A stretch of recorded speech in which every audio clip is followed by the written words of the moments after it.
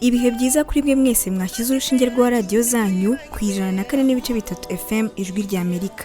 Ndabasuje kandi mbahaye ikaze mu kiganiro Ejo, mutegurirwa kandi mukakigezweho n'umuryango Ejo Youth Echo ukoresha itangazamakuru mu kwimakaza umuco w'amahoro mu Rwanda no mu karere k'ibiyaga bigari. Ni ikiganiro gihagarariwe na Nigena Roger, naho Mizero Crispin akaba ari ku buhanga bw'ibyuma. Muri studio mugiye kubana nanjye Nicole Giraneza. Iyo umukobwa agiye kubaka, ba nyirasenge baramubwira bati uramenye uzitonde kandi nibikomera uzamenye burya niko zubakwa. Yamara kugera mu rugo agahura n'ibikomeye, umutima muhanano ntumwemerere kuvuga ibyo anyuramo. Mu gihe umuhungu nawe bamubwira ko umugabo ari uwifata mu bibazo ntagaragaza intege nke. Nshuti bakunze b'ikiganiro Ejo, mushobora kuba muri kwibaza mutese uyu munsi turaganira kuki? Mu kiganiro Ejo cy'uyu munsi turaganira kuri Gatanya, turebera hamwe uruhare rwa Gatanya mu guhosha amakimbirane yo mu muryango. Muri iki kiganiro turumva ibitekerezo bitandukanye by'abaturage batubwira nabo uko babibona. Ese Gatanya ishobora gukoreshwa nk'uburyo bwo gukemura amakimbirane mu muryango? Turumva kandi ubuhamya bw'umuryango wabanaga mu makimbirane batubwira uko babanye ubu nyuma yo guhana Gatanya. Isenyuka ry'ingo ni kimwe mu bibazo bikomeye byugarije umuryango. Iyo uganiriye n'abantu batandukanye bakubwira ko umuryango wibasiwe cyane, ndetse hari ababifata nk'icyorezo bitewe n'ubwinshi bwabyo.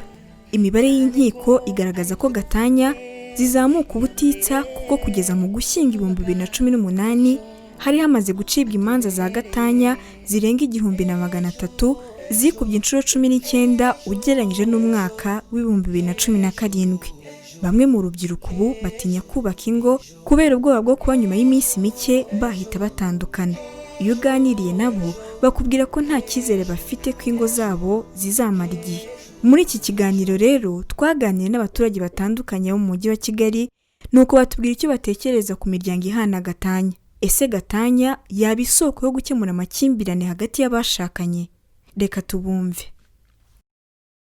Ikintu ntekereza kuri Gatanya nyine no ku bantu bashakana bagatandukana, nuko hari ibintu baba batumvikanyeho bikangombwa ko batandukana, aho kugira ngo nyuma bizabyere ikindi kibazo wenda habe havamo no kwicana cyangwa ibindi bintu bibi. Ariko ku ruhande rwanjye nanjye ndayemera ko niba umuntu wese mutagishobokanye nta kintu mugihuza kuki mwakomeza kubana, nyine I prefer ko mwatandukana buri wese nyine agashaka inzira ye. Ngewe ikintu ntekereza ariko batarakundanya ahari, kuko ngewe mfite umugore numva ko aho ntago natana nawe uko nibwo badutanye. Burya umuntu agira imyumvire no mu rugo rwe, urumva. Ako ngiye mu buzima bwanjye ntago natana n'umugore, ntago byambaho, kuko ntago umuntu w'umugabo arashatse umugore amuvurnye ukamukwa ko ujye gutandukana n'umugore kandi waramuzanye umukunzi nawe agukunda mwaranabyaranye, none cyane ingaruka ziba ku bana babo.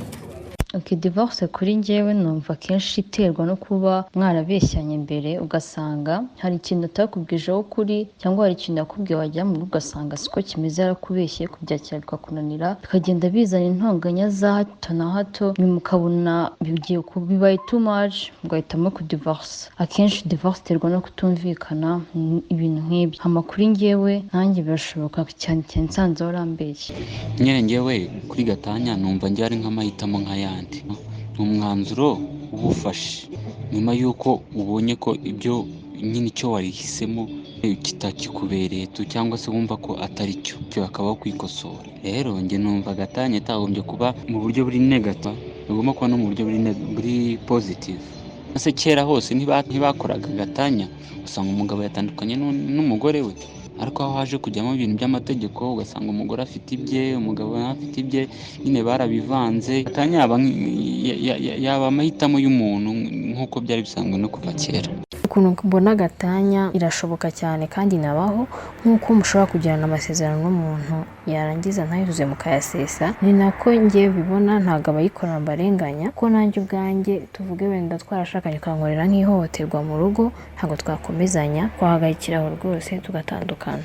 Niba abantu batakibashije kubana bishimiranye, batagikundanye, batandukane nyine birangire, kuko iyo bagumanye usanga aribwo birirwa barwana, birirwa bapfa ubusa, ugasanga n'abafite n'abana bibagizeho ingaruka. Twatandukana kugira ngo ibintu bikomeze kugenda neza. Ikindi ngewe ntago nakwifuza gutandukana n'umugore wanjye, ntago byambaho.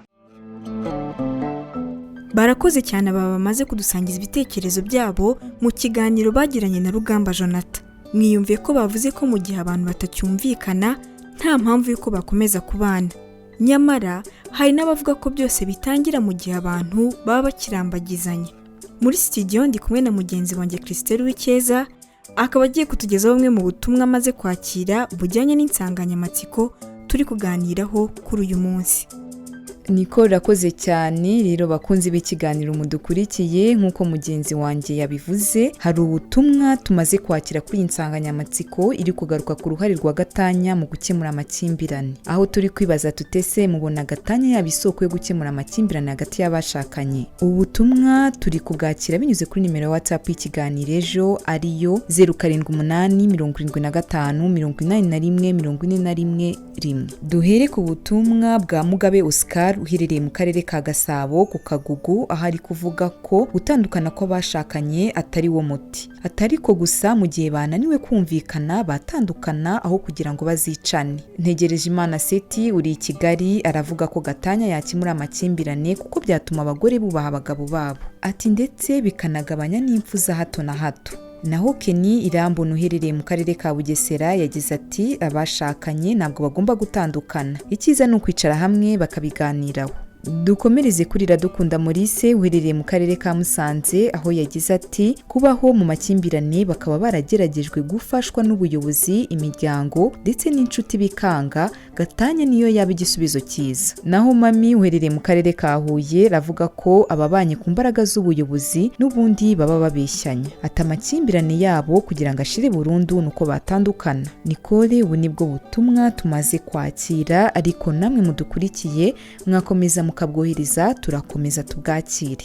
Kurikira ijwi ry'urubyiruko mu kiganiro Ejo. Arakoze cyane Christelle Wikeza ku butumwa amaze kutugezaho. Namwe muduteze amatwi mushobora kugira uruhare muri iki kiganiro. Mutubwire, ese Gatanya yaba isoko yo gukemura amakimbirane hagati y'abashakanye? Muduhamagare mudusangize ibitekerezo, ingero kuri telefoni igendanwa ariyo 0728 02 82 cyangwa kuri 0787 58 14 11. Mushobora kandi gukoresha iyi nimero mukatwandikiraho ubutumwa bugufi kuri WhatsApp. Mwadusanga no ku mbuga nkoranyambaga arizo Instagram, Facebook na Twitter, mwandika Ejo Youth Echo mu ijambo rimwe. Ubushakashatsi bwakorewe ku Banyamerika n'Abanyamerikakazi bari hagati y'imyaka 15 na 44 bwagaragaje ko abantu babana mbere y'uko basezerana byemewe n'amategeko ari bo baba bafite ibyago byinshi byo gutandukana. Ubu bushakashatsi kandi bwerekanye ko mu gihe watandukanye n'uwo bashakanye yongeye gushaka, ngo ibyago byinshi nuko yakongera gutandukana n'uwo baba barushinze bwa kabiri, ahanini bitewe n'igikomere aba yaragize bwa mbere ashaka. Mu mibanire y'abashakanye nk'umugore n'umugabo hari ubwo bigeraho umwe cyangwa bombi batagishoboye kwihanganirana, maze bagafata icyemezo cyo gutandukana kugira ngo birinde amakimbirane ya hato na hato mu buryo burambye kandi ntibibabuze kubana neza mu buzima busanzwe. Uku ni nako byagendekeye Divine na François batandukanye byemewe n'amategeko bamaze imyaka 7 babana nk'umugore n'umugabo kuko bahoraga mu makimbirane ashingiye ku mikoreshereze y'umutungo w'urugo rwabo. Kuri ubu bakaba babanye neza mu mahoro nyuma yo gutandukana. Ni mu kiganiro mugenzi wacu Marie Claire yagiranye nabo mu bihe bitandukanye, dore ko kuri ubu François aba mu karere ka Huye naho Divine akaba atuye mu karere ka Kicukiro mu mujyi wa Kigali, aho abana n'undi mugabo ndetse n'umwana. Tubumve turagaruka mu kanya. Ese umugore wawe mwatandukanye mumaranye igihe kingana iki? Twatandukanye tumaranye imyaka 7 dushakanye. Ni iki cyatumye mutandukana mu by'ukuri? Twapfuye isesagura ry'umutungo w'urugo tutabyumvikanyeho, kubera twari twarashakanye afite undi mwana, niho nabonaga kenshi amusesaguriraho uwo mutungo cyane, ndanamubwira ngo amukura aho ngaho arabyanga, nicyo twapfuye duhitamo gutandukana. Ese nyuma yo gutandukana ubu nyuma yo gutandukana tubanye neza, nubwo mba hano i Huye we akaba ari i Kigali, tubanye neza, aherutse no gukoresha ubukwe bukwe yarantumiye ndabutaha tumeranye neza muri make kuko tutakibana ariko turumvikana kubera yuko dufitanye n'igihango cy'urubyaro kuko twarabyaranye tubanye neza nta kibazo. Ese wowe haba hari undi mugore washatse? Nta wundi mugore ndashaka ariko ndabiteganya. Ese kuba mwaratandukanye ntabwo ubyicuza? Ntabwo mbyicuza kuko ubu tubanye neza mubona nawe ambona nta wishe undi, ntabwo mbyicuza rwose. Murakoze cyane. Namwe murakoze. François arakoze kutugezaho ubuhamya bwe. Mwiyumviye ko amaze kuvuga ko bitewe n'uko umugore we yasesaguraga umutungo byatumye batandukana, ariko kuri ubu bakaba babanye neza cyane ko banafitanye igihango cy'urubyaro. Reka noneho twumve no ku ruhande rwa Divine.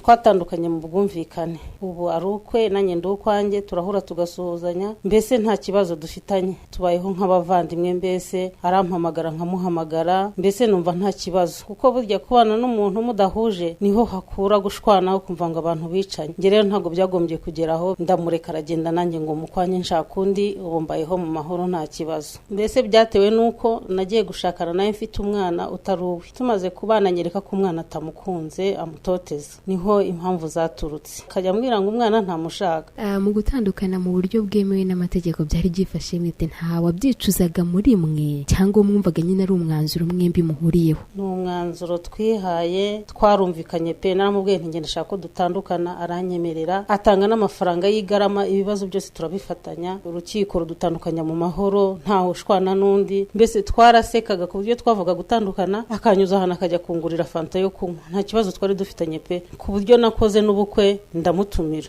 Niyo mpamvu rero nifuza ko nta kibazo tugomba kugirana na n'ubu. Arampamagara akambaza amakuru nkamubwira ngo ni meza, akambaza ko umugabo ari aho nkamubwira ngo ari aho, nanjye igihe cyagera nkamaze ntisumeze ute, nkamaze ko yashatse umugore akambwira ko ataramushaka. Murakoze cyane, mugire umunsi mwiza. Namwe murakoze. Divine nawe ati tubanye mu mahoro, tumeze nk'abavandimwe nyuma yo gutandukana na François mu bwumvikane. Namwe muduteze amatwi mushobora kugira uruhare muri iki kiganiro, mutubwire ese Gatanya mubona yaba isoko yo gukemura amakimbirane hagati y'abashakanye? Duhamagara udusangiza igitekerezo, urugero cyangwa inyunganizi kuri telefone igendanwa ariyo 07 28 02 82 32 cyangwa kuri 07 87 58 14 11. Ushobora gukoresha iyi nimero kandi ukatwandikiraho ubutumwa bugufi kuri WhatsApp. Mwadusanga no ku mbuga nkoranyambaga arizo Instagram, Facebook na Twitter, mwandika Ejo Youth Echo mu ijambo rimwe.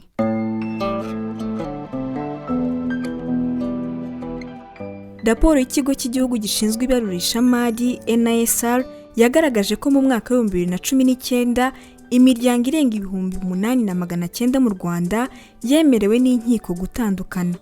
Ni imibare yazamutse cyane kuko mu mwaka wa 2018 hari hatanzwe gatanya zirenga 1,300. Ni ukuvuga ko zikubye inshuro 6.8.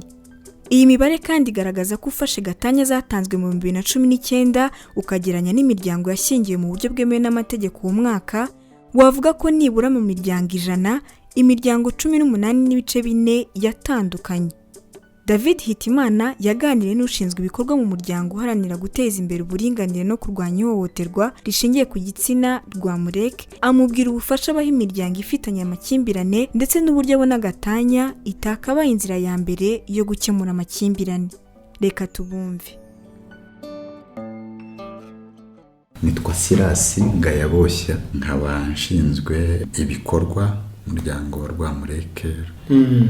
Ese iyo muganira n'abashakanye bafitanye amakimbirane mubabwira iki kuri gatanya? Twege akazi kacu cyane cyane nako kureba impamvu zishingiye kuri genda cyangwa zishingiye ku cyo abantu basobanura nko kuba umugabo no kuba umugore zishobora gutera gatanya. Dusanga ariho imizi y'ikibazo iri. Hanyuma rero ubwo igisigaye iyo tumaze kuganira, bamaze kubona icyo bashobora kuba bapfa, bashobora kwiyunga. Hanyuma babona kwiyunga bitagishoboka, mu by'ukuri navuga ko no gusaba gatanya byaba ari kimwe mu bisubizo. ese mubona hari uruhare gatanya zigira mu guhosha amakimbirane hagati mu muryango? ubusanzwe imwe mu buryo bwo guhosha amakimbirane harimo no kuba uhunze uwo muri gukimbirana, kandi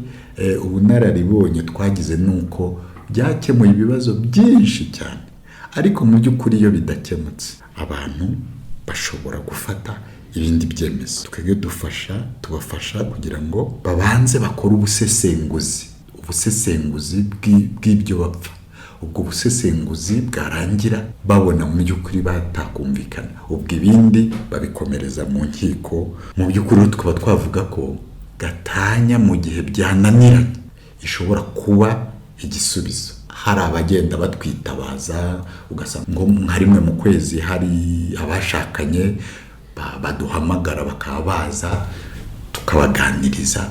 Gatanya cyagombye kuba igisubizo cya nyuma, ibindi byose byananiranye. Igihe rero bakoze ubusesenguzi, bafashijwe gukora ubusesenguzi, cyane cyane ko n'abagabo bake nibo bashobora gushaka ubwo bufasha. Abagabo muri ya myitwarire n'imikorere navuga mibi yitwa ko ari iya kigabo, yitwa ko ni umugabo sinakoreye, bituma badashaka ubufasha, bakabyigumanira.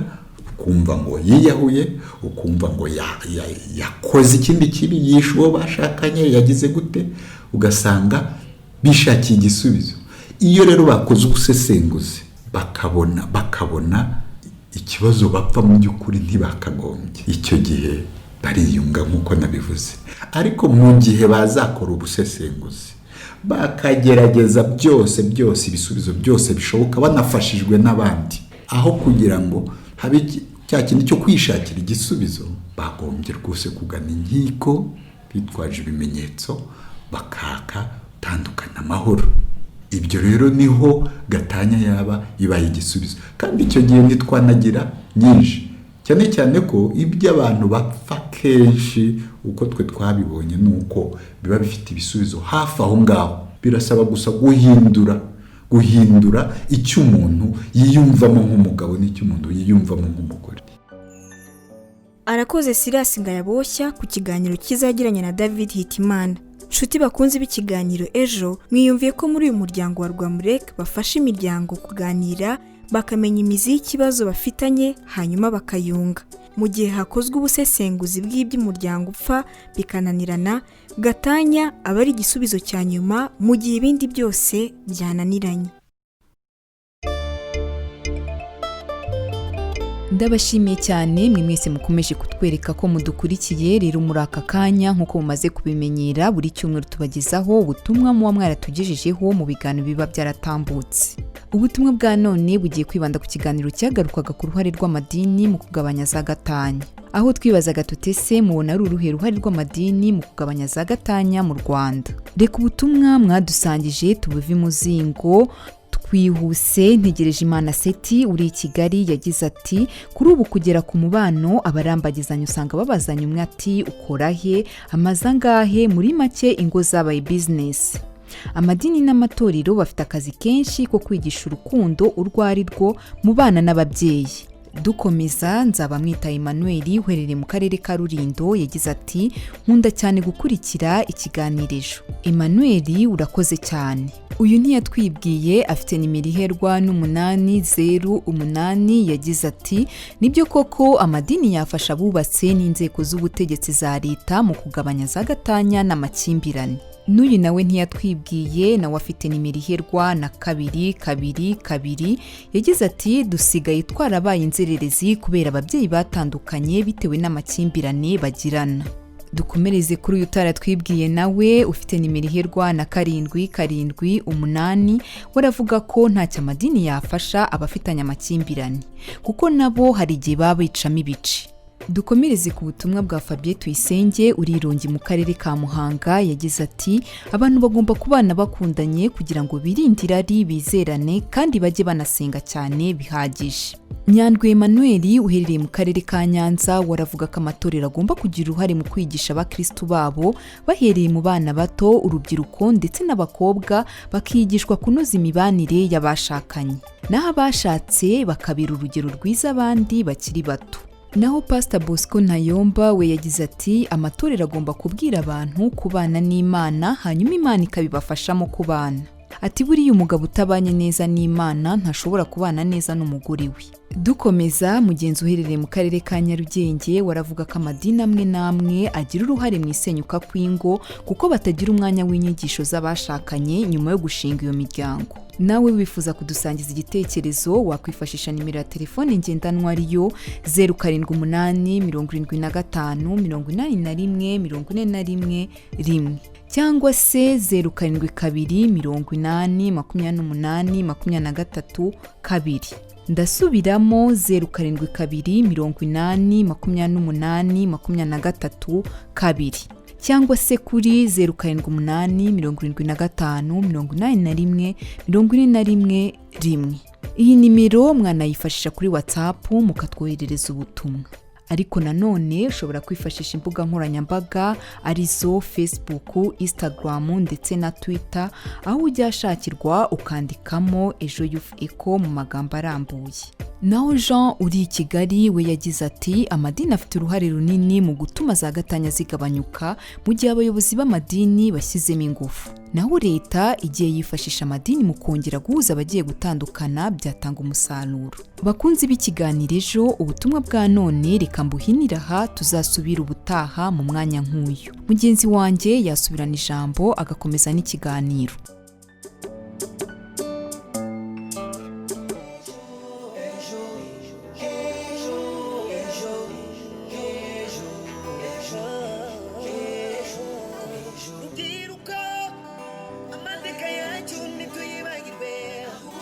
Aha akaba ari naho dusoreje ikiganiro cya none, aho twaganiraga ku bijyanye n'uruhare rwa gatanya mu guhosha amakimbirane hagati y'abashakanye. Twumvise ibitekerezo by'abaturage batandukanye bavuga ko mu gihe abashakanye batacyumvikana nta mpamvu yo kubana. Abandi nabo bati gatanya ntabwo ikwiye gufatwa nk'uburyo bubi gusa, ahubwo abantu bakagombye kwibonamo igisubizo rimwe na rimwe. Twumvise kandi umuryango wa François na Lidivine batubwira uburyo babanaga ariko bagahora mu ntonganya zishingiye ahanini ku kutumvikana ku mikoreshereze y'umutungo.